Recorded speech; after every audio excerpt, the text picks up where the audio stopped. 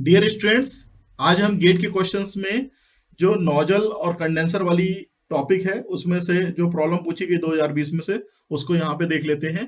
तो problem, air discharged steadily through a horizontal nozzle and impinging on a stationary vertical plate, जैसा कि figure में हम देख पा रहे हैं।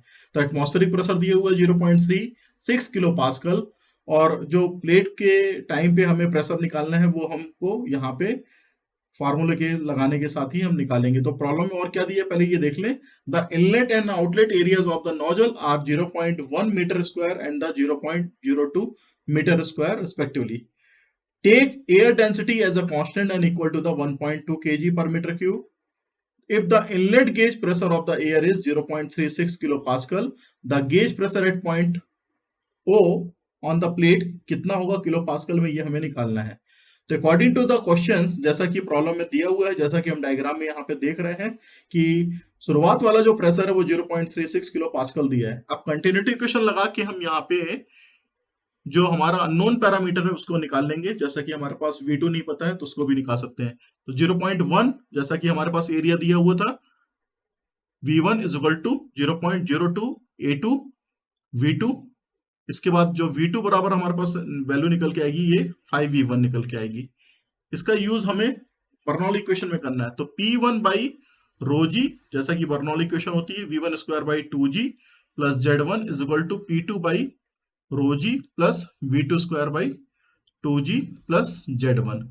तो P1 बाई रो जी, चूंकि एटमॉस्फेरिक प्रेशर P2 वो जीरो कर देंगे और Z1 बराबर Z2 रहेगा इक्वल डेटम, तो उसके हिसाब से हम उसको सॉर्ट आउट कर देंगे। तो यहाँ पे हमारे पास जो वैल्यू है उसको यहाँ पे पुटअप कर देते हैं। तो 0.36 मल्टीप्लाई बाई 10⁻³ किलो पास्कल को हमने चेंज कर लिया पास्कल में, और जी से जी कैंसिल आउट हो जाएगा, इज इक्वल टू V2 की जो वैल्यू है हमारे पास 25 हो जाएगी यहाँ पे, V1 square minus of V1 square upon 2।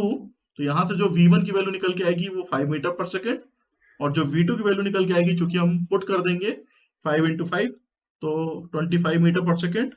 अब हमको निकालनी P3 की वैल्यू, तो उसमें हम फिर से एनर्जी इक्वेशन, बर्नौली इक्वेशन को यूज करेंगे। तो P2 by rho g plus V2 square by 2G plus Z2 is equal to P3 by rho g plus V3 square by 2G plus Z2।